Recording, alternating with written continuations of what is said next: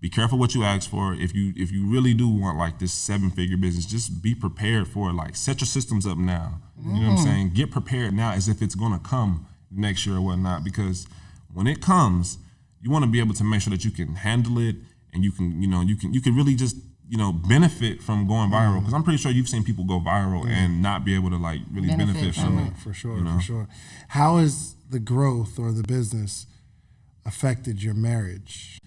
All right, welcome to another edition of the Social Proof Podcast. We try to find the most amazing people that have actually built something and can like teach other people how to do it because they remember the journey. Sometimes people are like so successful that they don't remember back in the day 30 years ago when they built it, right? But like we try to find people that are like actually in the game right now that have social proof, and not just these gurus or speakers or teachers that are teaching off a theory. So I'm so excited to have you all here today because you guys, through COVID, it's been a life-changing scenario, like situation for you, right? So absolutely. Let's start with maybe introducing yourself, and we're gonna jump into it.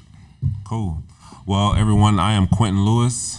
And I'm Terran Lewis. And we are the founders of Urban Eden. And Urban Eden is a natural products company that specializes Urban Eden, right? Yeah, Urban Eden. Gotcha. Urban Eden. Like herb and yeah, like herb. Eden. And we specialize in bar soaps.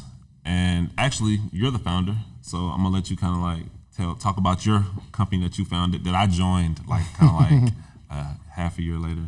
Okay, so yeah, that was pretty much, I got started with making soap, with making bar soaps, and I was pretty much looking for a skill to do, got into it, came across soap making, and it's just been going off since then. Just since I've started making bar soaps, through the business, we've branched off into making like body butters, body oils, natural deodorants, facial care products, and of course we plan on making many more just natural body care products. We kind of want to take over the bathroom in a sense and just be a household name. Amazing. So while you were building what were you doing before that? Before you started building or had this idea to make soap? So prior to that, we were college students. Like that's how me and Quinton met. We met in college. We were just spending a couple of years interning at a farm, an urban farm, and I pretty much learned about plants and just learned so many different methods of farming.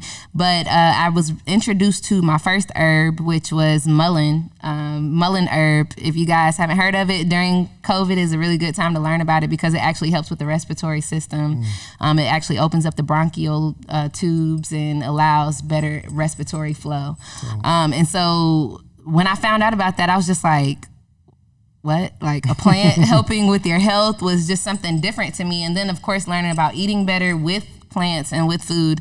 And then I was like, man, I want to be a part of a community. We were selling at farmers markets. I was like, I want to sell at farmers markets. It just kind of like resonated with me, that whole lifestyle and just doing something that actually mattered and had a purpose and a mission actually mattered. And so that was like an eye-opening awakening for me. And then I wanted to learn a skill. Like I said, I learned soap making, and just the fact that you could even put herbs and essential oils into soap daily.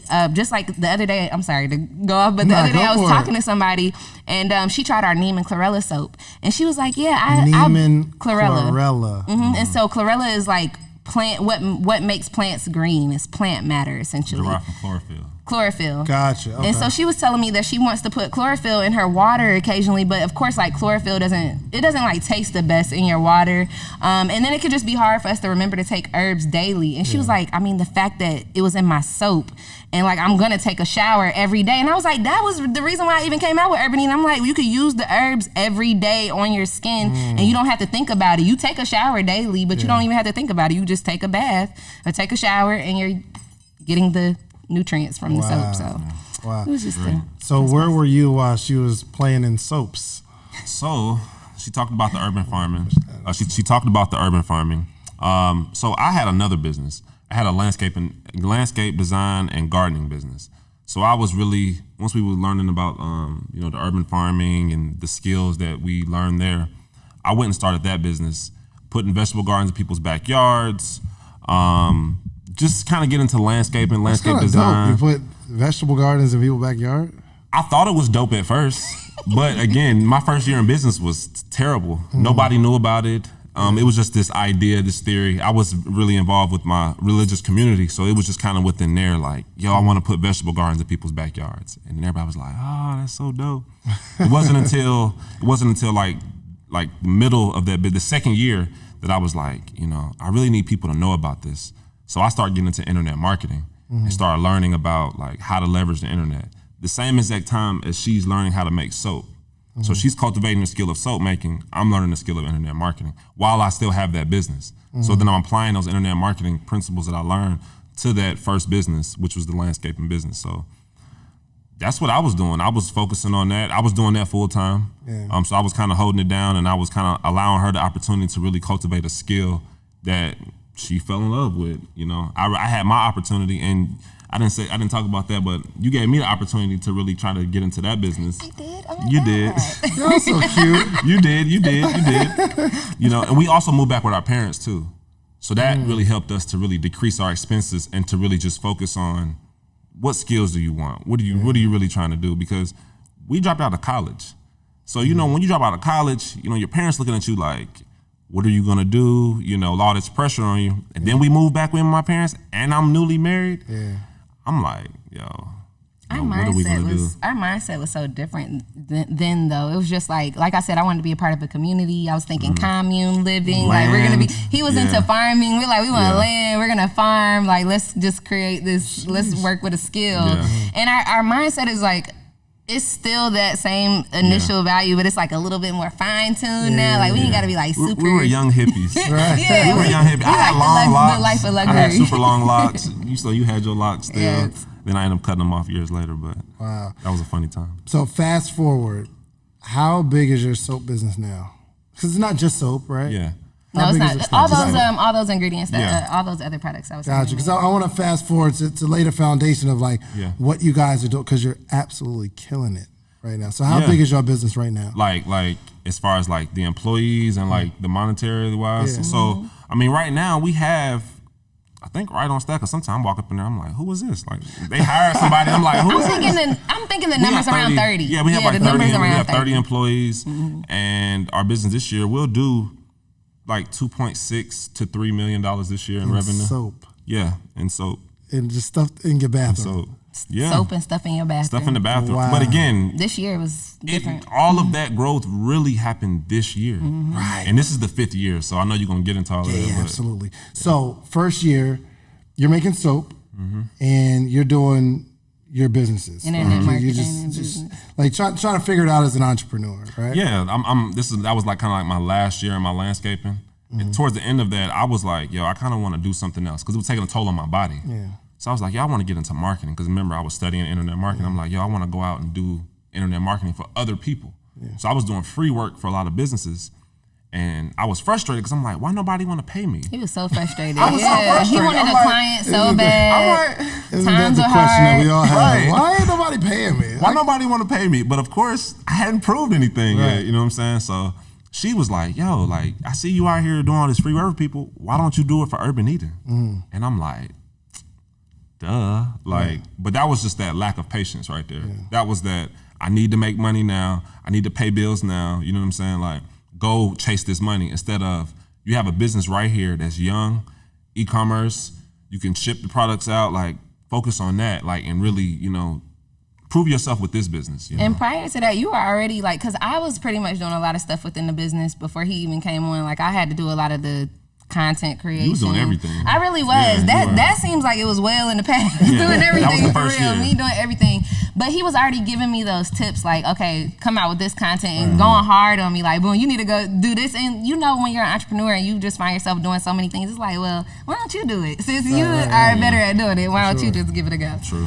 Did you Thankfully. think when you first started like making it, did it start out hobby wise, or Yeah. you thought it was going to be huge? No, when I first started making it, it legitimately, like I said, I was thinking commune. I'm thinking I want to live on a commune, and I just want to know And how a to make commune soap. is like everybody gets this one plot of land and we just live here. Yeah, like you live. See, I think the reason why I had thought that was because we went to an herbal conference, and it was a commune down in Tennessee. And like when we went there, they had like their own ice cream that they made. I think they might have did hammocks. They had like a birth center there. Like they had different businesses Yeah, everybody has their essential skill to bring in money to the community.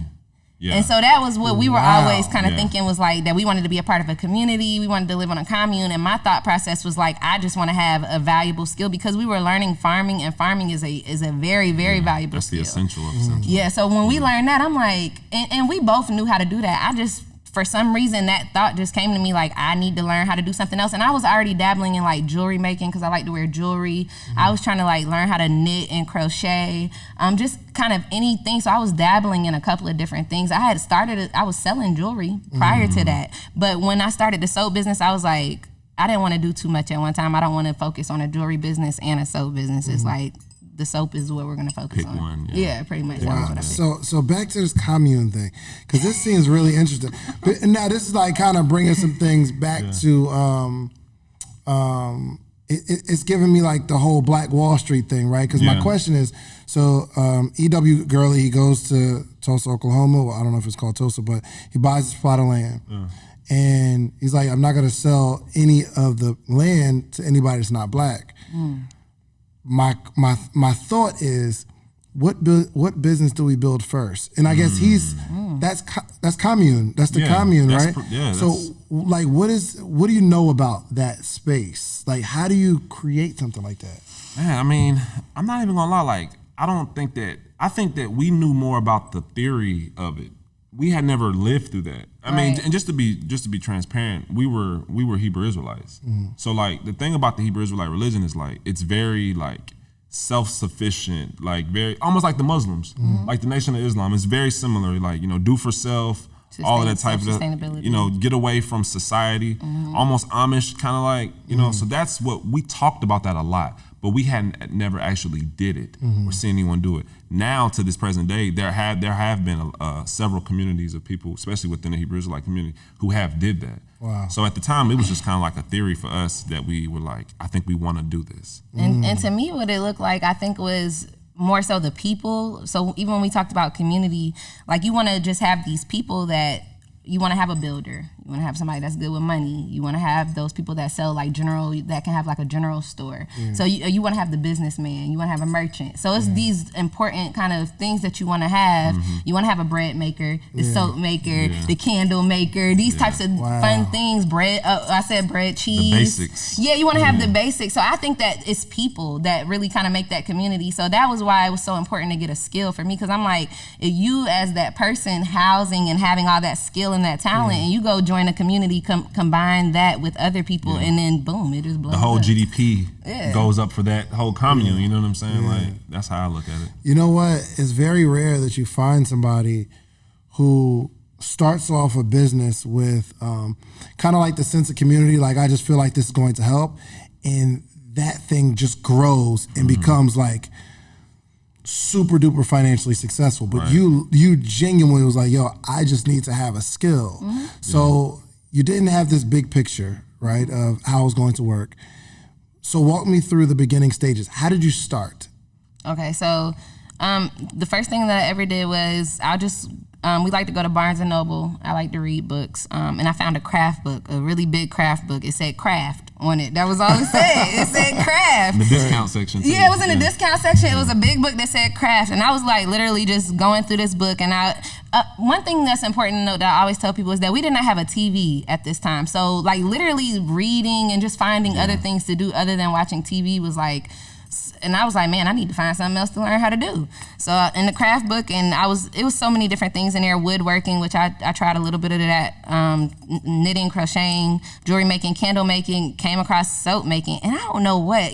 Even looking back at it now, I don't know if it must have just really been in my path, because this book is big. It has a lot of activities in there, and soap making stuck out to me, and I was like, wow, I didn't see this on Instagram. I didn't see anybody else making soap or anything. I just saw soap making here, and I was like, this looks interesting. And I ordered the material because they gave you all what you needed. So I ordered all the material, and the first one that I ever did was like a melt and pour soap, which you actually like melt down a base and then you add herbs and essential oils to it. So it was very like simple. It really wasn't too much to it at all. So walk me through. So you melt down a base. A soap base that's already made. So the soap is technically already made. Like how we make soap from scratch, it's like the soap base was already made. And you just, all you're adding is essential oils and herbs to it. So you're not, to make soap, you have to have a fatty acid, and you have, which is like vegetable oil or animal fat, and you have to have an alkali base, which is sodium hydroxide or potassium hydroxide if you're making liquid soap.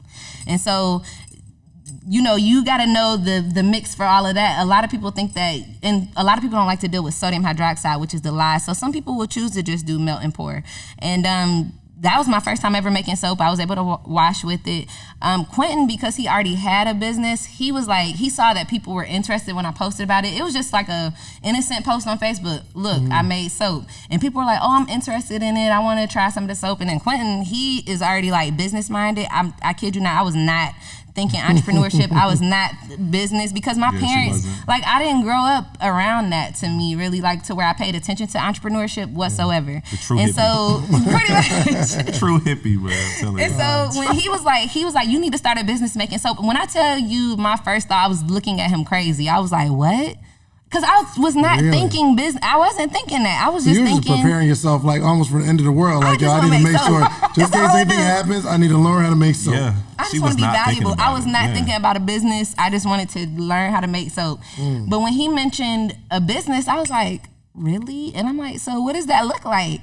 And he's like, well, you need to make it from scratch. And I was like, what? Like, he's just putting me up. I'm like, huh? Make it from scratch? And I was like, but I was so willing, even when he mentioned everything, I was willing, because I was actually interested in the soap making. I was like, I like this. Like, this is a thing. And so many things set off in my brain. The fact that you can use the herbs and, oh, wait, you can make soap. Because like I said, we grew up on Dove. We grew up on Irish and Irish Springs and whoever else. But we never saw processes of how they made the soap. All we saw was it was in the grocery store, and we know that we're supposed to take a bath with this. Yeah. So to put all of those things together, and when he said make it from scratch, I was actually interested in that, because I was like, wow, that meant so much more to me than actually like melting down a base, where we had became so diligent and kind of like circumspect in our food and the things that we were putting onto our bodies as well. So I was kind of like, well, we don't know what's in this soap base per se. So I think that I should create it from scratch if I'm going to create a business doing this. I want to control every single product, every single ingredient.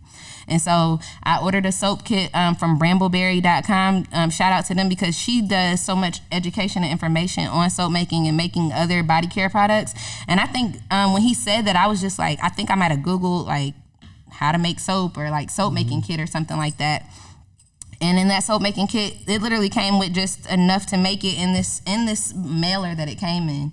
And that was my first time making soap in that. And that was pretty much, even when I first started the business, I literally used that little mailer to make all my little soaps. Wow. And I had like a little oven rack.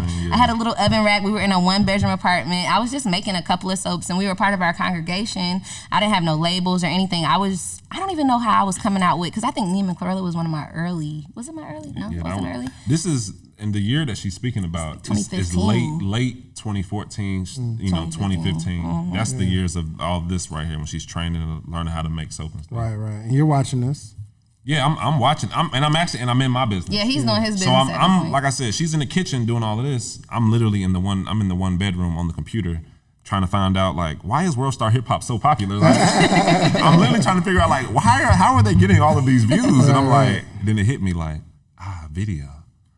They put out a lot of content. It's fresh stuff every day. You know what I'm saying? And that's what I'm in the other room doing. And you were making videos even then. I was dabbling in video. And I'm watching you.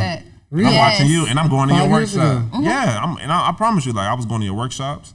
I told you about the workshop we went to with my brother, and just kind of being inspired by your message of sleep is for suckers, because we were literally not sleeping. Right. Like, so. Wow. So we start making these soaps. Who's the first customer? Wasn't it the people at the congregation? Yeah. I would assume it would be the people, because it was them. That was really our setup, because I don't remember selling anything on social media. So the thing is that when she was already starting to make it, I came up with this kind of project at the congregation. It was called Group Economics. The Group Economics project. You did start that whole thing. So it was like, the project was basically everybody in the congregation produce products that we buy from the store. Mm-hmm. So that pretty much let's all begin to, and this is just what happened within our congregation. Instead of going to Kroger, Walmart, let's buy them from each other. So we were talking toothpaste, deodorant, sheets. We had somebody that did sheets and stuff like that. And Was other people making deodorants and stuff? Yeah, somebody was making a deodorant. Somebody was making lotion. How big was the congregation? Not big at all. It wasn't big. It was not big at all. It was just a couple of people that kind of took. Families. And it was kind of like a marketplace that kind of got set up after congregation. Everybody would set up their little table and sell. But we had that great support because it was a small kind of intimate thing. So most people would come through and support. So these people were buying it. They were buying it. And then I think you probably started the social, posted on social. We wasn't really getting online orders yet until like mid 2015. And we started off with like Square, so it was Square, and then we didn't get on Shopify until like October 2015. So it was very just coworkers and just people you knew. So day one, where you sell at your church, is it a business for you in your head? Mm-hmm. This is a business now. I think so. And especially when we started talking about group economics, because like I said, we were already thinking community, and I think that's, now that you brought up group economics, it brings it back. And so, we were just set up and just sell it. Yeah, I think definitely a business would, because to be honest with you, even though I was in my business that I was in, I had a thought in my mind like, Urban Eden is a business that's going to be the one that's going to feed us. It didn't have a name, did it, when it started? I don't think so. No name, just I think I tried to call it Ascension Soaps because I was super hippie and I was all metaphysical and I was like, I'm trying to elevate and transcend. So I was like, these are going to be called Ascension Soaps. Yeah. And I don't think anybody was feeling it. I don't even know why we. Yeah. That's a cool name though, I think though. It was. It was Ascension Soaps, and then I changed it to Herbal Essence because I wanted it to be a play on. No, it was Urban Essence. I was about to say because I'm sorry. Yeah, there's one already. It was Urban Essence because it was a play on Herbal Essence. So it was like, I grew up seeing those commercials. Yeah. But then when I tried to get our domain, our website, it was taken already. Urban Essence. Even the way Urban, HERB''N, I still had that in the beginning, and I knew that I wanted that because I had saw something that was an urban farm and it was spelled that way, Urban Farm, and I was like, oh my gosh, that's so cool. I just kept it in mind. And so I was like, okay, well, we got to change the name because Quinton was all into domains. He was like, yeah, you can't have the same domain as somebody else. So we were like, well, we're going to keep Urban and let's change the second half of it. So we were just coming up with different names and eventually just settled on Eden. It was like Urban Eden, it's like, it's a flow. And then, so that was like a lot of the realness, writing things down in notebooks, writing down the name, writing down the products that we wanted to come out with, the type of varieties, just me doing a lot of research because once I started coming out with soap, a lot more people were asking questions about like, well, I have eczema, I have acne, I have psoriasis, I have dry skin. What's gonna help with this? So then it didn't just become me learning how to make soap. I had to learn about the ingredients and I had to actually learn that, okay, well, people are putting these things on their skin. So like, how do I make sure that this soap, all the ingredients that I'm using are gonna be beneficial to your skin, and educating consumers about how this is gonna differ from commercial soaps that we all grew up on. All we know is that the soap is supposed to wash your body. You gotta become the expert. You gotta become the expert. So that's what I spent a lot of my early years doing too, is just mastering that craft of soap making, and then also just educating myself on the basis of soap. Because one thing about soap is that a lot of people don't know that sodium hydroxide, what I was talking about earlier, is needed to make soap. So people will be like, you put sodium hydroxide in your soap, so I have to educate about that because you cannot make soap without it. No. But people might think that you can because even on some ingredient list, it might not be listed or something. It just lists like the good stuff. Right. But you need sodium hydroxide. Okay, gotcha. Just lie. All right. Yeah. So first year, do you know your sales first year? Yeah, first year was $15,000. $15,000. And that was pretty much all you. That pretty much. And you was just grinding, just hand to hand. That was farmers market. We got into the farmers market. That's when I was saying, we was in the farmers market first year of 2016. This was 2016. Like you got in there and selling, or you had a store carrying it? No. We were just in the farmers market, like the ones where you go set up with your tent, right, the table. So we were just doing that. Oh, gotcha. So our physical sales in that first year outperformed our online sales. The online wasn't doing anything. Nobody knew about us. We was just go to the farmers market, collect your data from the people that you're selling to, and just re-communicate with them. So that was that whole first year, and that was, like I said, that's $15,000. And selling at work and stuff like you were saying. Yeah, so first year was just from the sales really kind of went from March to the end of the year. That's the farmers market, was March to October, November-ish. Gotcha. So $15,000 first year. What about second year? Second year we ended up doing $68,000. What changed? So second year, like I said, I came on full time, controlling all the marketing. Now we kind of defined our roles: product, marketing, subscription box. We got into the subscription box. That's 2016. What's that? So you got better memory than me. I'm like, that's 2017. Okay. 2017. 2017. So the subscription box was, Terran got into talks with a subscription box company called We Are Onyx. They had a subscription box company of I think they had 3,500 subscribers or something like that. So they ordered 4,000 bars of our activated charcoal. So explain what a subscription box is. So a subscription box company is just a company that has a box of these curated products from all these different vendors, and then they have subscribers, and then they send it out monthly, a different box with different things in it. So for the month of May, they wanted to put our product in there. Right. So long story short, how did that happen though? They were Is somebody out there I would love to get a subscription box, but they just reached out to you? Was it luck of the draw? Did you have a connection? Yeah, the lady, she found out about us pretty much through Instagram. I think she had tried our soaps. We had 1,200 followers previously. Yeah, we didn't have a lot of followers. She had tried our activated charcoal soap, and she was like, I really like this, and I want to put it into it. So the person who was over the subscription box at the time actually tried it, and she was like, I really like this. And she reached out to me and was like, she wanted to put this in her stuff. And I just looked at her Instagram. Like I said, we only had 1,000 followers, not really anything. And I looked at her Instagram and I was like, whoa, she's been featured in Essence and all these different things. And she had a great following, great engagement. Yeah. Quinton really showed me especially looking at people on Instagram, looking at influencers and stuff, people can have a lot of followers, but you gotta look at their engagement and really see what's going on with them. So they had genuine engagement. I was like, wow. I'm gonna take whatever y'all are offering right now. Yeah. So the crazy thing about that deal was that at first, when Terran first told me about it, she was like, hey, they want to buy 4,000 bars at retail price. Stop telling people that. And I was I'm on the phone, I'm like, Terran, trust me, they're not buying 4,000 bars at retail price. I'm so dinky. I'm like, I think it was. I'm like, trust me, no. I'm like, it's gonna be at least half, you know what I'm saying? Because I understood wholesale and stuff. Yeah. But no, long story short, they end up doing a brand partnership with us and bought the bars for $1. Yes. And that was way below even our cost. Right, so below. Whoa. Yes. Yeah. No money. Way below your cost. Yes. So at the time, it probably was costing us at that time probably $2 and some change to make a bar. Mm-hmm. It was probably $2.20, $2.30 to make a bar, and we ended up agreeing to a deal for $1. Why did y'all do that? Well, the way that they put it was did you not know your numbers? We knew our numbers, and the thing is, I knew my numbers. She didn't really know the numbers. I was the one doing a lot of the numbers. So the reason why I took it was because I saw the opportunity. I saw the opportunity of, all right, this product is going to be exposed to all of these people. So we're going to make sure. Try to negotiate though? Not as much because it was our first deal. Yeah. I didn't even negotiate for shipping.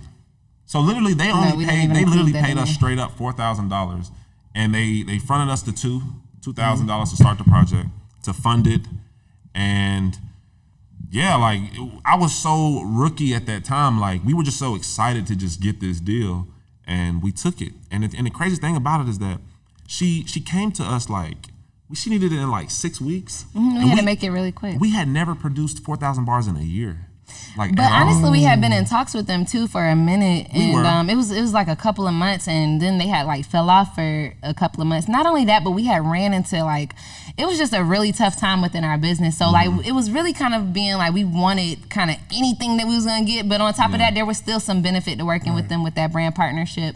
Just knowing that we were gonna at least market to 4,000 people, and that they were gonna do their part to market us as well. But that $1 per bar was definitely way under, and we did not even after that subscription box deal, they wanted to do a consignment deal with us where we would sell their stuff on their online marketplace as well.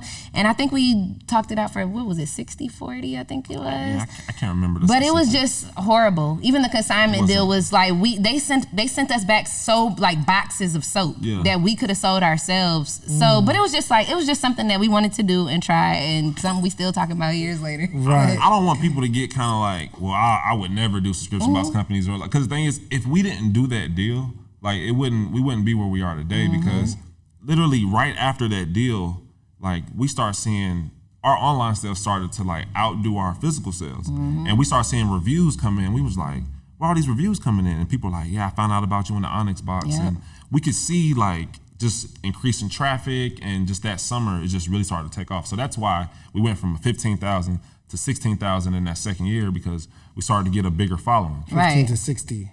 15,000 to 68,000. Yeah. In that second year. So, but going back into it, because it costs you $2 and some change.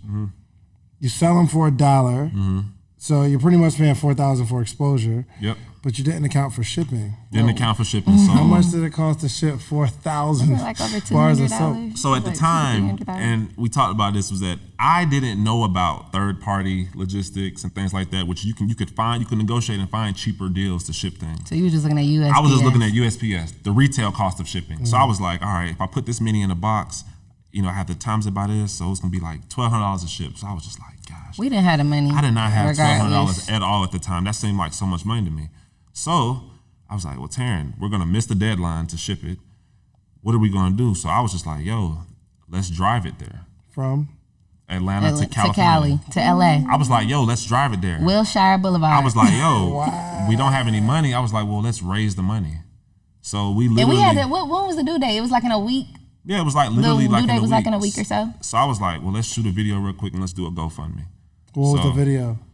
Literally just me in front of Terran, just like sitting this. there, and we were at his brother's paint job at the time. Like he was helping his brother with a paint job, and he had the idea, and he was like, "I'm about to make this video you right quick, and you just go in there and just talk." And I literally was just like, y'all been watching us throughout this whole 4,000 bar, and now we gotta take it there. We're gonna drive it there. So he's like, if you guys can help us raise money, then we can. Now Quinton, he is just like genius when it comes to like even marketing and all that, because even with the GoFundMe, like when we got into it, Quinton was like, okay, go through and actually like in Facebook message different people that you're probably even having conversation with, and let them know about this GoFundMe. And I really think that helped tremendously, like us individually, like literally going through there. And it was like, it might've been copy and pasted, but we were like, legitimately, these are people who had conversations with us. And so they were actually like responding, and they were, we raised the money in it wasn't cold. Short amount of it was time. people that like you already had conversations. Knew them. So I was just like, yo, community. I wasn't asking for donation. I was just like, can you just share this? Yep. So I was like, can you share this? And people did, and we ended up raising $4,000 in 2 days. We wasn't even expecting that. That gave us enough money to rent the vehicle. Was it rent the gas? Because fuel was ridiculous. Because I didn't realize how heavy soap was. Oh my God. 4,000 bars of soap was 1,000 pounds. Yes. So you got 1,000 pounds on the truck, and the gas was just killing us on the way. So it was food, vehicle, gas, and a place to stay. And an extra person with us. And it was another person was to help us with the driving, and then it helped us get there and get back. But wow. When I tell you, we didn't have no money, so that 4,000 was literally all that we had. We did not have any money, so like she said, that's all we had. And I think just going through that whole experience of just doing all of that really was what taught us like just so much, just resilience. It helped us to scale our production overnight, because we went from making probably like 100 bars in a day to like over 500 bars in a day. And we had to do that like overnight. Shout out to our mentor, Craig. He helped us to stay up all night to make our own molds. Showed us how to make molds. Because we usually were buying our molds. He was like, yo, I can make this. So we stayed up all night, made our own molds. Honestly, shout out to our whole community at that time, because we literally had friends coming over. Like, this was nothing we had ever done before. Within 6 weeks, we had never, within our business lifespan, hadn't even created 4,000 bars of soap. So when I tell you, like, we were literally like going to sleep at night, like we were up at all night making soap, going to sleep probably for a couple of hours, waking up the next morning, coming back, cutting that same soap that we just made, and having to go back and just like creating batches over and over again. It was like literally like no sleep. My back hurt, my thumbs was hurting. And then people were coming out helping us though, like even our family members, just friends from that time, they were coming out helping us wrap soap, bevel soap, anything that it took, they were helping us do. That's love. I think the key, but to the whole thing, just to like wrap that up, like the key is that we documented everything. Yes. So when we did ask for the money, people already knew. We made the announcement when we had the big order.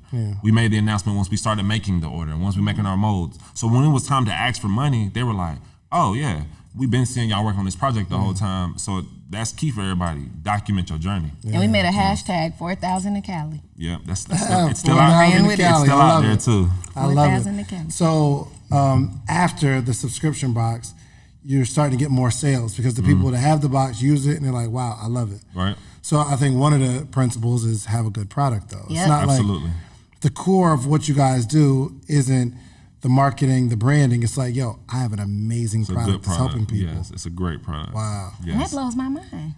Yeah, it is. Every time I use the soap, I'm surprised. Like, Why is your Dang. soap so amazing? That's what I'm trying to figure out because I'm not trying to figure out, but no, they're legit. There are a lot of people, and we've had other people come to us that say that they've used like other people's soap. And one time we had like this older guy. It was like an older white man.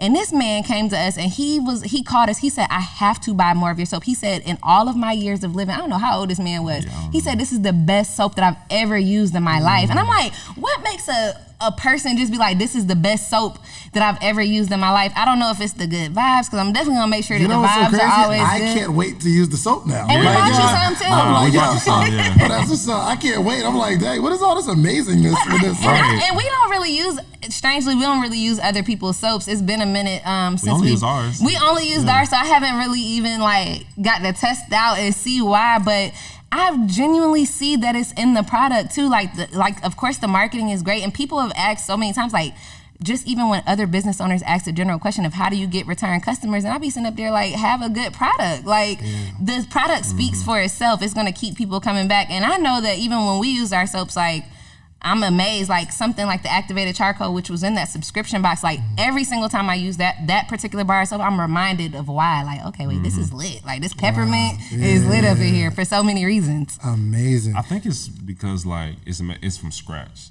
so it's unrefined. Like our process is called cold process. So it's like the only thing what we do is just melt the oils down and combine it with the sodium hydroxide. So it's really like we're not cooking the soap. So like all of the nutrients and everything are retained. So it's very moisturizing, as opposed to like when you say like cooking the soap. I'm not gonna say cooking. wouldn't say that, I wouldn't say cooking soap is bad. Well, no, Like the cooking hot soap, process? I don't think it's the fact that we make it from scratch, because there's people that make soap from scratch. Yeah. You know, and this conversation is just so dope, man, because sometimes you're gifted. Yeah. Yeah. And it's like, okay, why is LeBron James the best player in the world, right? It's hard to explain that. It's hard to explain. Yeah. I don't know if he's working out more than anybody else or taking more shots than anybody else, or why Steph Curry is the best shooter in the world. There's some people in the league, I'm sure, trying to catch Steph Curry like, yo, I'm going to shoot more. And I'm starting to realize, man, that some people, it's certain gifts in their hands. You know what I mean? Like, it's going to be hard to explain why somebody uses your soap and clears up their eczema, but you can see all these other soaps that claim to do the same thing, and it just doesn't work as well, right? So I'm even more excited for you because you can't explain it.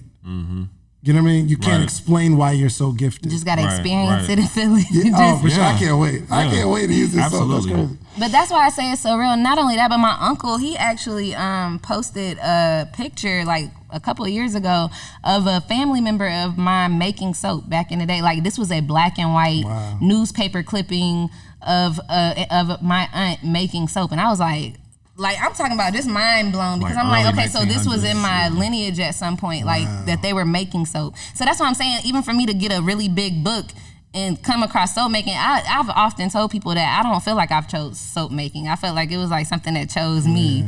I ain't choose soap making. This Right, chose I felt me. like that about the thug life. I didn't choose the thug life. It chose Thug life me. chose me. Right. That's funny. So after the subscription box, Yeah. they're hitting you back. This would be walking into our third year. Yeah, so now the third year, 2018, we ended that year at 108,000. Now, you hear that we went from 68 to 108. I feel like that's been our worst year. Wow. And the reason why I say it's our worst year, because it's like we weren't living with our parents then. We were living on our own, and that's when I learned that your personal Expenses got expenses higher. will just destroy a business. eat you Like, up. because like you heard it, we went 15 to 68. We're still young. Like, we haven't did anything. Like, we might have felt like it, but we really hadn't did anything. So you need to be pouring all of that back in. Yeah. I needed to have a job. We really needed to have jobs, We but did. we didn't. We was all in. So that's when I was say the personal expenses got in the way, and we still grew, but to me it was a very stagnant year, because our Q4 of 2017 was better than every quarter of 2018, which was like it just puzzled me.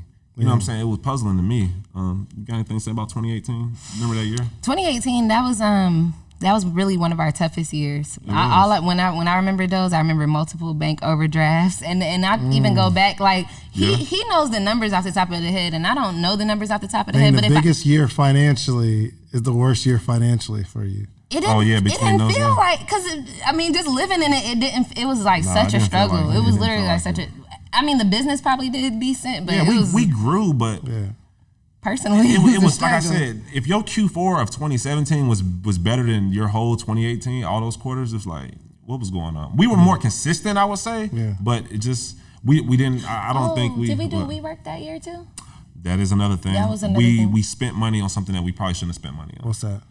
We got a WeWork space with a friend, and it just was like we were paying like $800-900 a month, and we couldn't really utilize. And we weren't even spot. utilizing it really. We were planning on using it like a pickup location. It was just one of those dumb decisions you make in business. You know what I'm saying? And you look back on it, and you're just like, that wasn't the right decision. That was not a good decision. That's all I can say about that one, honestly. Wow. So 108,000. 108,000 that year. Year 3. Okay. So year 4. Year 4. So we ended year 4 at 263. 263. So you 2.5 times, right? Yeah. So what happened that year was, so at the end of 2018, we were forced to move out of our house. I just caught something because you're walking into your 5th year, like you told me, you're like 10xing. Yeah. Okay. So yeah. Okay. Let's not put the cart before the horse. Okay. Year 4. Walk with me. So end of 2018, like October-ish, we had to move out of our house that we were in. Remember I was telling you about the personal expenses was killing us. So we had to move back with my mom. So we had to year 4. Yeah. So end of 2018, going into 2019. Well, no, we were still gonna stay in that house though. It was just our landlord. She wanted our to move landlord back. wanted us to move back. So we the moved universe back. will work something else out for you. So we moved back with my mom. So we were in this garage, 300, 400 square feet in a garage, just producing. But what that allowed us to do was just really to stack a lot. So January 2019, we got our first brick and mortar. 1,000 square feet. We split it off, 300 square feet for a physical store, 700 for production. It was a huge step up from being in that garage. People remember when we made the post about it. People were very excited for us because they've been seeing us grind through all these years. What contributed to the growth was just having a physical location. What else? Online went up even more. Those sacrifices that we made, like reducing our overhead. I think that was the biggest thing, reducing that overhead. We was able to hire our first employee, and then another employee. We had a grand opening for the brick and mortar, which was amazing. So I think we had the space. We had that space where people can pull up and purchase, and we still were doing online. So online and physical at the same time contributed to that 263 type of year. Also, working with we had worked with our shout out to our friend Isaiah, a Suave Eyewear. He came on and worked with us as a strategist. So he was really helping us to like. He noticed that we did a lot of documenting. So we documented a lot of our journey. But he was like, you guys you do so much documenting, you don't really do too much content about your product. So, and it was just like, you're right. So then we started doing urban eating after hours. Yeah, we introduced like a show where she would talk about the product and talk about different skin things, skincare in general. So that helped out. And just really just a focus on just, I guess, more right hooks. Yeah. We did a little bit more right hooks. Because we're very humble people, but I think we probably did a little bit more right hooks that year. So. Right. So as opposed to just jabbing people with like. Yeah. Just documenting this journey, this couple or whatnot. We were like, all right, let's do a couple more right hooks. Because he was like, y'all deserve it. Like, do some more right hooks. And we introduced Customer Appreciation Month that year. So that helped out. We introduced a lot more SKUs. So that helped us. From our audience SKUs, just more product. Yeah, more product. We just introduced more product. More products that were complementary to what we were doing. So we were already doing bar soap. I think we introduced facial wash and the facial serums and the body oil. Were we doing workshops? So I think we were doing workshops in the store. I think we did a little bit before. You talking about that year? Yeah, we probably did a couple workshops. So I think just all of that just contributed to 263, which was we were extremely happy. I think we did 100K in Q4 of 2019. So we were like, great job. We were happy. 100K in Q4, like we're like, man, next year is going to be amazing because usually Q4 will kind of give you that snapshot into like the next year. It'll kind of like you kind of set your budgets a little bit kind of off that Q4. So if we did 100K in Q4 of 2019, I was just like, well, 2020 is going to be like 4,000. We were projecting to do like 600,000 in this year. That's what we were projecting, and I was like, yo, this is going to be a great year. 263 to 600K, like it's an amazing year, like. But we weren't ready for what was about to happen. Man. So, but walk me through how we went from 100 to 263, right? So, what are some of the strategies that you use to, 2.5 times? I know you did the show, but like, was there anything where you running ads, anything like that? So no, we barely ran ads. We didn't start running ads till 2020, really. So we were barely running ads. It was purely organic, like email marketing. A lot of email. So I'm very heavy with email, I was using MailChimp. Then I switched to Klaviyo, which was like in probably the second half of the year. So I was steadily emailing people. I emailed very consistently, probably like 2 to 3 times a week. I was emailing, So part of it is having a good product and still being around to sell the product. Still being around to sell it. Waiting for the word of mouth to continue to spread. Right. Just organically, like I said, we was collecting our data. We had the Pixel installed. We weren't using SMS. I think that we were just continuing to just do the things that we've been doing consistently. Yeah. And sometimes when you're on your journey, you might think those things are boring, but it's just a matter of just continue to just do it. Just continue. You'll reach this point where like it'll just or whatnot. But I didn't know at that time. But I mean, 100K to 263. Again, I was extremely happy. For sure. I'm extremely happy, and like one thing about us is that we never kind of like compared ourselves to like other businesses out here. We didn't even know what other businesses were like doing. We really didn't. Yeah. We didn't even know what we were doing if it was good. Cause we hadn't discussed numbers with anybody. I didn't know who to discuss the numbers with. Right. I'm like, I don't know what other people are doing. I don't know if somebody will look at me and just laugh and be like, 263. Right. What is that? Like that's nothing. So like we were very just green, I guess, in this whole like numbers and stuff like that. Yeah. So you think you're gonna do 600,000? Walk me through 2020. So 2020. So at the end of 2019, we finished we finished Q4 in 2019 with 100K in that quarter. So we said to ourselves, all right, let's really focus on and really investing into more content. So we hired a videographer. We were like, yo, we want to run ads consistently with a budget every month. So I had a friend that was in the paid marketing space, paid advertising space. So I was like, let's focus on that. And that's how we started off 2020 was more consistent content and budget for ads. So we started off January. I think we had ended up doing like 30K in January for the month. And then that next month we ended up growing 30%. And we was at 38K. February. Yeah, in February. So we were like, all right, we started Why? Why do we? Because we probably increased our ad budget just a little bit Gotcha. the following month, just a little bit, not too much. Because we were going to incrementally just do this all year. Because again, our goal is 600K. So we're like, all right, we'll be hitting those 50K months by the summer. So COVID hits, and March we end up hitting 63K.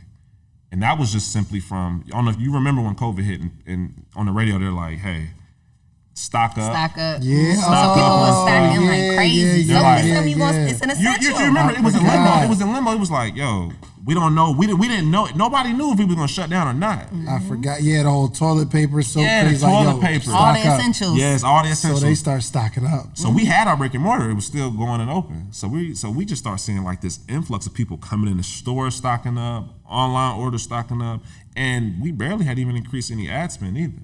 So this was just happening just like, just because of the climate of what we were in. Yeah. And so we went 63K in March.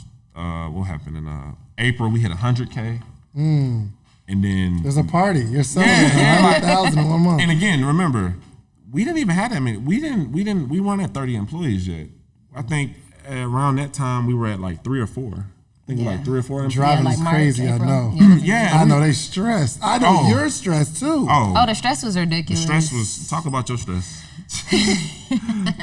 The stress was really ridiculous just because during that time, I guess everybody's at home, they're ordering a lot, but even I was talking about this with Kayla the other day. Kayla was like, remember when we used to fulfill orders, all the orders that came in our queue in a day? And I was like, yeah. And like, we thought we did something. We was like, we good at them. She was like, now look at us now. Like, it's just, weeks or a couple weeks out. But it was just like, people, so now that we're kind of like more a couple weeks out, you start to get a lot of people that are getting like frustrated and just really dealing with those customers that have always loved you for doing great, but now you're like not on point with them. So it was really stressful to kind of like maintain that mental balance of like growing really fast too. So much going on, having to take on so much pressure and so much responsibility, and then still, having to be accountable for making sure that your product is quality and making sure that your customers are getting it in a. How do you manage that part though? Because I mean, now you're making it faster, where quality could be at risk.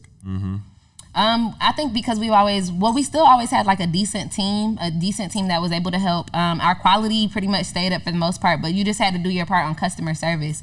Us hiring somebody to bring on for customer service helped tremendously because it was starting to be a lot with having to maintain that quality, having to make sure that all was well, and then having to talk to the customers and, trying to fix whatever. Because really over this summer, what we did have a lot of issues with was that quality, like orders being messed up, just because there was so much like chaos going on.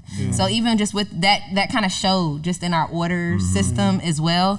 And so once we were able to kind of like get that underway, it helped tremendously, but we just had to put those people in the correct places, had to delegate, and that helped.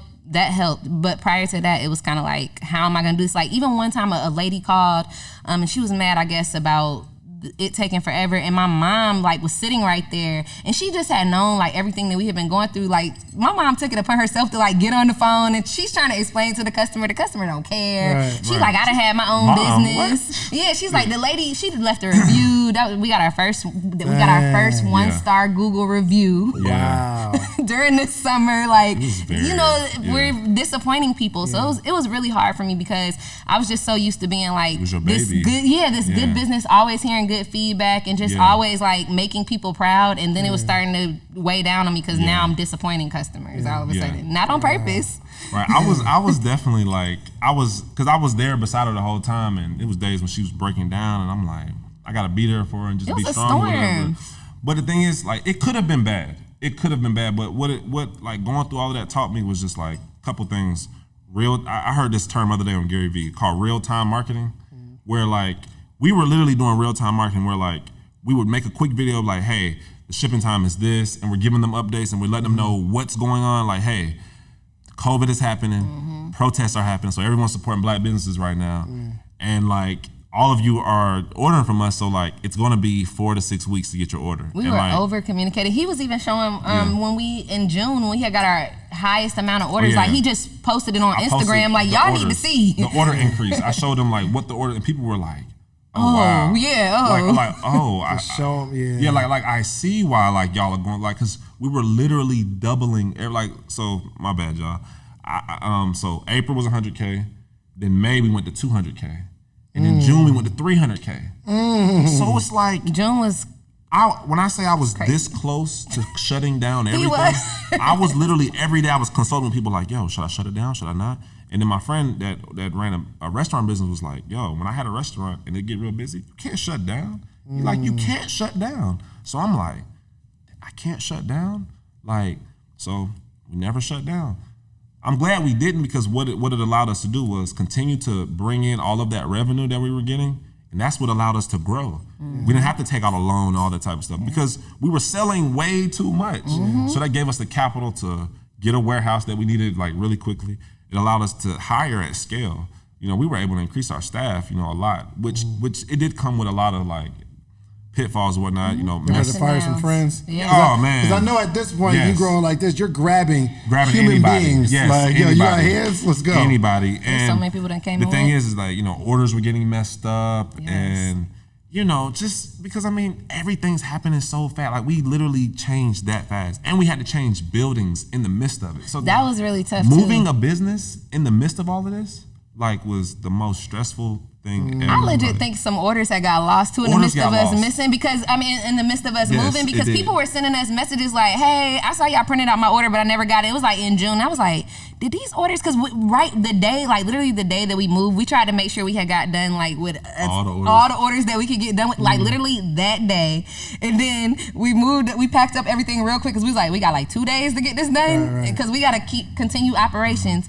And it was ridiculous. I was like, oh my God. We ended up finding like a stack of orders like this big, like In the a drawer. like a couple months. In Yeah, the a couple drawer. months later, and I was like, hold on now. Who had this in the drawer and never told us about it? Like, but I didn't trip or whatnot. I think we ended up getting them out, but I did find like this stack of orders or whatnot. But just growing like that fast could be detrimental for a business. And like when I say like it almost was, but again, I think that by us just over communicating, like we were sending so many emails and so many videos. We were running a lot of retargeting videos of just showing like our process, so people can understand what the process is. Because the thing is, people don't know that soap has to cure for a few weeks when you make it. So it's not like you make soap and it's just ready. and it's sending out right then. I think people was thinking we were Amazon. I was like, no. You make, and even Amazon went through problems. How long does it during COVID. take for it to cure? 3 to 4 weeks. 3 to 4 weeks. 3 to 4 weeks. Yeah. So, but even earlier on in the business, we had to always figure out how to function with that, like knowing that we got this 3 to 4 week period, and it's like, okay, how do we continue to, scale and continue to produce so that we're not making, because we did in the beginning, we would have like pre-orders. People had to wait until the specific time when the soap was ready, and we were like, we didn't want to have to deal with that anymore. Goodness gracious. Yeah, so I can see the problem. Because not just make more right now, you make more so that you'll have some later. Right. And you got to gauge how many orders you could quite possibly sell in 3 to 4 weeks. That's different. Absolutely. And you got to have the hands to create the soap, the hands to get the orders out, and then the hands to process all of the product that you got to make. So it was a lot. Amazing. On top of marketing. I just want to say, like, I'm super proud of y'all, though. Man, I appreciate Thank that. you. We made it I through. I can appreciate imagine, being so successful that you want to quit. Like, this too much. Bro, like, That don't For even real, the sound pressure right, was too right? much. Hey, the It was crazy a lot. thing is that I'm a person that never, how as men we never cry or whatnot. We went out of town to Portland like one weekend, just like we just had to get away, and like I went on the back porch, and like something came upon me where I just broke down, just crying like super hard. But it was like, it wasn't a cry like I was sad. It was just like this pressure. It was like a pressure that I felt on me. It was just like, and I just like it just came down, and like after I cried, it was just like, man, that felt really good. Like it was almost something in me that was just telling me, just let it go. He probably like, needed, because I cried several times throughout it, and he didn't cry I not once. So I think it was never like cried. I was it was just a lot. Yeah, I was just taking it in. But like when I say like, I try to tell people now, like, be careful what you ask for, because before all of this happened, I told myself, I said, yo, man, we need another 4,000 bar type of moment that's going to stretch us to grow.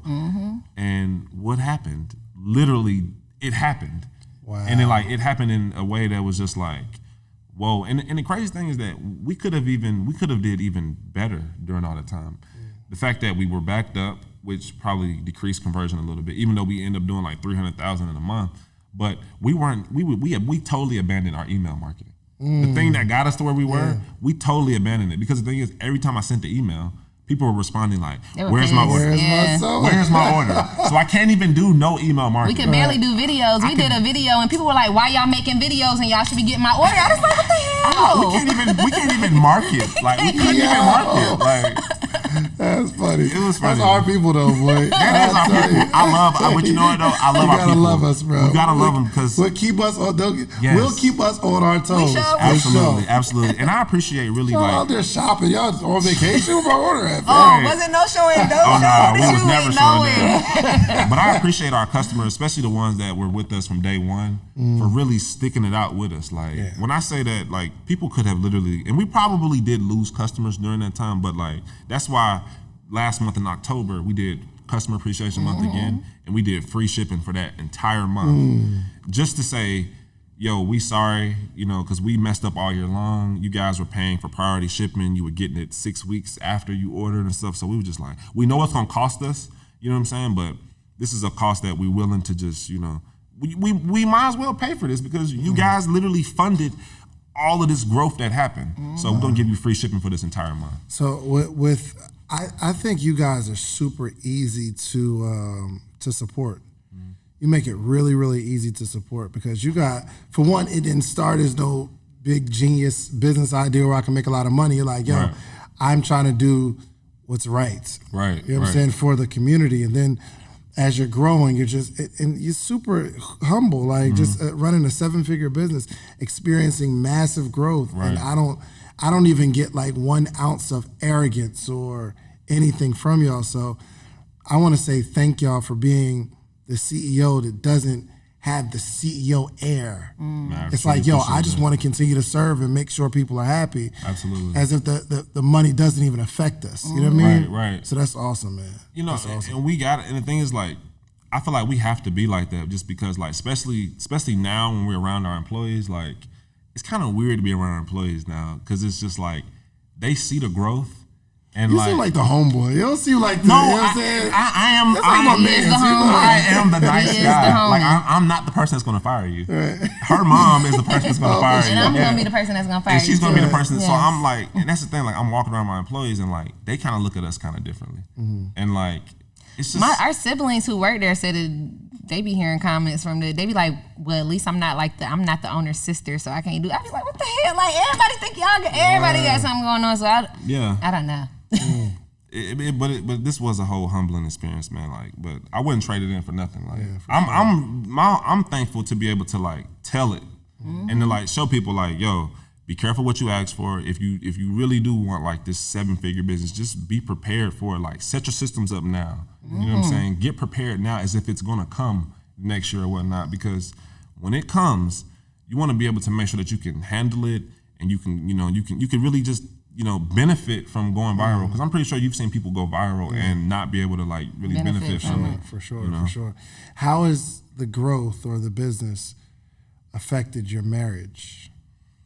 I think it's actually been good. good. It's been good. The times that were hard for us was when our finances were tough. But The so earlier far, years. the Yeah, earlier the years. But earlier honestly, years. I think like us moving back in with his parents, the time that we did, that helped us tremendously to kind of rebuild again, to kind of like take some stress off of our marriage and kind of be able to focus on the business. And then like when we moved out of his parents' house, like we were still in a good place. And so even when that really stressful time kind of came on, we had each other to rely on. That actually helped us be stronger because not a lot of people understood the stress that we were under other than ourselves. So it was like we were able to lean on each other. Some days she would be feeling it, some days I might be feeling it. You know what I'm saying? Like the time when I said I cried in Portland, she was there to like, console me or whatnot, to be like, it's okay, you good, like we gonna make it, like which was really big, especially for like black men, because black men never like show emotions and we just like we good, but I really wasn't good, you know what I'm saying? But I'm thankful. But he that, had to you were holding it yeah, up the whole he had to time. hold it down, but Have you cried since then? no, I haven't. He don't I have cry that not. much, so that's why he was like, Stored up for another 10 years, huh? Yeah, I haven't cried since then, because the thing is now, and again, shout out to my boy Isaiah. He really has like helped me to understand like this is the new norm for you. Yeah. This is like the new norm now. So like, get used to that. Act like it. You know what I'm saying? Like, you got to operate a totally different way now. Like, invoices are totally different. Our bills are totally different. I'm like the bills for the business and whatnot, because I had to get used to that. Like at the beginning of this stuff, when we were going from like 60 to 100,000, about the beginning of this year, the invoices started to get a little bit bigger, and I would be looking at it like, is this right? I don't want to let the money Like, go. am I supposed to be buying more now? Like, yeah, Quinn, you doubled in revenue, so you gotta double what you've been buying. And I had to get used to that. When we went to the warehouse, and a guy gave me a quote for the floor, and I was just like, he gave me a quote for like $12,000. I was just like, I can't even imagine my mind paying that for much. something like that. But it's like, you're not in that same space you were in. You want a totally different space. And you can't afford to spend that amount of money to get your floor done or whatnot. So I had to get used to that just from a money perspective, which I don't know if I've ever heard anybody really speak about just getting used to just the money aspect of just different invoices and spending just different amounts of money that you weren't used to spending. Has your lifestyle increased at all? Our lifestyle, the only thing that probably increased with our lifestyle, so before all of this happened in 2019, we moved out of my mom's house. So we were still doing $30K a month, and we were living with my mom. Stacking though. We still were living with my mom, so we ended up getting us an apartment, and me and Terran, we only have one vehicle that we share. So we ended up getting a vehicle, but even when we got the apartment, I was nervous because I was like, before we had moved to his parents' house, like we had been living on our own in that house, just dealing with the business, and we dealt with a lot of like, it was hard to pay the bills. It was hard to pay the rent. It was harder to keep money on our account. So I was like nervous when we even moved into our apartment earlier this year, and I was like, are we gonna be able to like maintain everything? So all's been well. That's why we don't try to take on like too much more than we need either. So now our lifestyle literally has not went up. Like we are all money into the business because we want this business to take care of us for the long haul. So like I want to hire. I'm telling her mother-in-law. Her mother-in-law is my mother-in-law, Terran's mother, is the person who's in charge of hiring.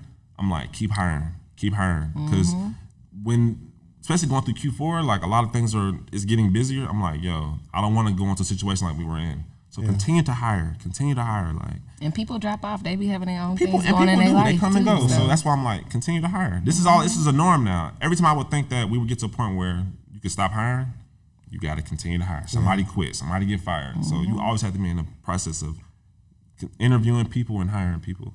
Wow. All right. Well, I think this story is really important, and it is like some fairy book stuff, the fairy tale stuff y'all got going on. Like y'all just seem like the most beautiful couple, and y'all building a business together and kind of balancing out each other's strengths. So I think that is like really amazing. Appreciate it. I would love for you to kind of just give some advice or for somebody that wants to get into the field that you're in right now. What is the secret sauce? You want to go first? Like I was saying earlier today, I feel like the secret sauce is definitely just being a master of your craft. Essentially, learning what you can. You study often? Are you like? How deep into your craft are you? Oh, I study often. Like he gets tired of, like I buy herb books all day. He's like, don't all the herb books say the same thing? I said it probably does, but I mean it's just always buying books. It's repetitive information. I appreciate repetitive information because it's so much information to take in that just constantly hearing it, of course, it just sticks at some point, and sometimes it connects in other ways at different points than maybe when you were reading it right then and there. So for me, it's always becoming a master of my craft. Like even now, I know so much about like soap making, but there's still always so many more things to learn. So that way you can help others and just be informative and be a light unto them. And then as well, just creating a good product. When you research and you're, looking into other things, and you genuinely want to create a good product for people to be able to use. So within our field of creating beauty care products, I would definitely say like have a good product, make sure that it's aesthetically pleasing, and just kind of know like what people are looking for. One of the things that was big for us is our two of our soaps, the activated charcoal and the tea tree and turmeric. And that was just a result of like early on in the business looking and noticing that activated charcoal and turmeric were two really popular ingredients within the beauty industry. So it's kind of like just researching and knowing, and then find your gold from there. I love it. Yeah, she reads extremely a lot. Like I'm not gonna say I'd be mad, but I'm like, she get a package at the door every other day of a book, and I'm like, geez, bro, like you got so many books. But nah, it's really a good thing because a lot of people don't read books anymore. And what's your secret sauce? So the secret, I would say, aside from what you said, honestly, document your journey. Like a lot of people are always struggling to like, what do I post? But one of the things that I've always relied on was just documenting our journey and just showing the world what we were working on from day one all the way to, and we still do. So. And I think that in the future, I'm probably gonna wanna like compile all this content together for like a documentary or something like that. And that's gonna be, how valuable would that be if like one of the greatest entrepreneurs out here, like Tesla, Elon Musk, like documented his journey from the beginning. Like that would be very valuable for all of us to look at. You know what I'm saying? So that's what I encourage people to do. Document your journey, man. Like that's how people get to know who you are. Once people get to know who you are, then they can, the like, no trust factor, that kicks in. And you literally build your personal brand with the business brand if you do that. Yeah, for sure. So one, I want to say thank y'all for coming to the show, man. This is, I'm super inspired. I'm actually partnered with a guy in the arts and crafts space, like with these like epoxies and stuff like that. I saw that. I'm excited. I feel like a kid again. Like, I'm supporting that. I clicked the button to support on that one. Yeah. Because you'd have been on the screenshot the next one. Oh yeah. I see somebody put the other one, and you were like, who did this? It was like 12 people. I screenshot all of them. Y'all deserve it. Who are these animals? All right. So one, I want to say thank y'all, and I guess let everybody know where they can find you. You know what I mean? So you can find our business page, Urban Eden, at Urban Eden, spelled like herb, HERBN, and then EDEN, like the Garden of Eden. You can follow. You want to plug in? Actually, I'll plug in my other page. My other page is Produce for Yourself. That's just like my my entrepreneurial page, like where I kind of go behind the scenes of how I run my company. Just kind of like just being transparent as to like what we kind of everything we talked about, but even a little bit deeper. That's dope. So at Produce for Yourself, number 4. Oh yes, produce the number Produce 4 for yourself. I always be plugging him in because he puts some really great information on there, and he got a Patreon too. With that, I forgot about that too. I forgot. But my personal Instagram is Terran TERRAN Lewis LEWIS at Terran Lewis on Instagram. We also have a website www.urbaneden.com. If you want to catch our journey, since we've been in the house, since we've been in the garage and in the store, you can check out our YouTube channel. It's Urban Eden as well. Do we have any? We got Facebook. We got Facebook as well. We TikTok. have Urban Eden. We have TikTok as well. Urban Eden. You could just Google So Urban Eden and find a plethora of content to just binge on. Mm-hmm. I love it. Well, like go get some deep quotes together, okay? Because I'm gonna ask y'all to close this out real strong. Absolutely. And well, actually, before I do that, I like to make predictions on the podcast, okay? Okay. And I like to know where you see yourself in the next 5 to 10 years, so that we can watch this 5 to 10 years from now and say, "Whoa, they said they were gonna do it, and look, they actually did it." So, where do you see yourself? I guess you can go individually. Yeah. Where do you see yourself 5 to 10 years from now? Not as a business, but individually. Both. So, well, as a business, I see us, continuing to build upon what happened now. I think COVID is going to be like that moment where, like, it really, like, spawned us, forward. So I see us, like, 40,000 square foot warehouse, distribution, all that type of stuff. I want to take one of my Isaiah's words. He said, a direct-to-consumer titan. I want to see us as a direct-to-consumer titan. I like that when he said that. And then individually for myself, continue to just learn and build and within Urban Eden. But also, I'm inspired by you, just the fact that you like to just help people. And I think that I kind of like to do the same. I just like to help people. So many, especially in our community, like it's not many examples for us to really look at. So I want to be an example of like, yo, you can do it. You know what I'm saying? And I'll show you, I will, give you the behind the scenes of like how it was done, because I want you to just know that it's possible for it to get done, Because that's big. Me watching you do it, I think that gave me inspiration to be like, so I guess I can do it. You know what I'm saying? Like, thank you. I think seeing people helps you to believe in yourself. Yeah, appreciate that. Yes, ma'am. 5 to 10 years. 5 to 10 years. 5 to 10. What you say? All right, so ain't no little babies in here nowhere. He's not gonna mention that. I'm gonna mention that. Your time is up. I'm gonna speak fast. Speak for us, please. All right, yeah, you did, because even with the business, that's definitely where I see myself. Of course, our end goal for not end goal, but our overall goal for Urban Eden was to be a household name. So I just want to continue. There's so many households out there, so I just want to continue to grow within that household space, and just more people knowing about us. Possibly doing some wholesale as well, so that we can, just continue to spread the word more about Urban Eden. Personally, of course, within 5 to 10 years, we really wanted to build up the team so that we can work on starting a family, because we're about to be 30 next year. Definitely within that 30 to 40 range, we want to work on starting a family, and definitely having some land and a dope house, and just kind of just setting ourselves up, kind of letting our labor of love in our 20s, trying to enjoy that a little bit more in our 30s and keep on grinding. So we're not selling. Within the next 10? I don't know about the next 10. That's a the big way he smiled, though. The way he's like, you know what? The thing is, if the opportunity I can't say no. Yes. But it's not something that you see or plan for. Not currently, not in the next 5, but who knows? Maybe not in the next 5, Mm-hmm. but possibly 10. Maybe. I mean, I can't say no. Yeah, I don't want to be that person that be like, I'll never sell. Right, I don't want to be that person, and then when you do it and people play back your clips of like, see, he said it right here. He said it right here. He said he'll never sell. He'll never sell. Amazon came with that check. Whole Foods came with that 100 million. He like, right. I had to rethink. Right. But I don't want to say never, because the thing is like, You know, Supreme just sold for like $1 billion. Did they? Supreme? I bet they did. Wow. To who? Billion. The company that makes I'll tell you right now. Good gracious. Yep, they just sold for billion. $1 billion, yo. Wow. Supreme That's is pretty lit, crazy. though. Supreme is exclusive. And they've been grinding for a minute, okay. right? Okay.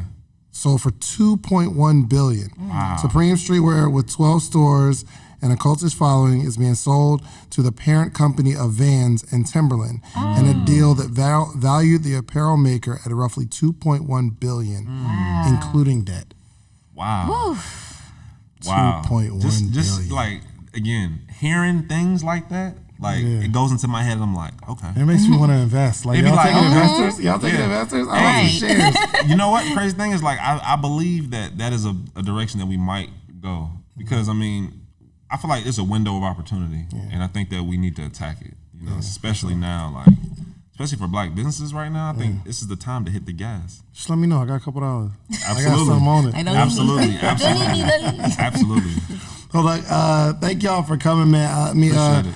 This episode is sponsored always by The Morning Meetup, the only community that meets every single day to help you start, grow, and scale your business as an entrepreneur. TheMorningMeetup.com. We have a couple hundred people. We join every single morning at 8 a.m. Eastern Standard Time with different special guests. A lot of the guests that are on the podcast. I'm gonna need y'all on the podcast. Absolutely. I mean, not the podcast, on my morning meetup. Oh, absolutely. As guest speakers. Absolutely. So we have awesome guests on, like just featured guests. So actually this month we're on content creation. Next month, I don't know what we'll be doing. I think we're going to be focused on like knowing your numbers. And every single month we have a different theme. So make sure you join themorningmeetup.com. Okay, so I'm gonna have y'all close this out. Again, thank you. I just want to say thank you for myself. I learned a whole lot.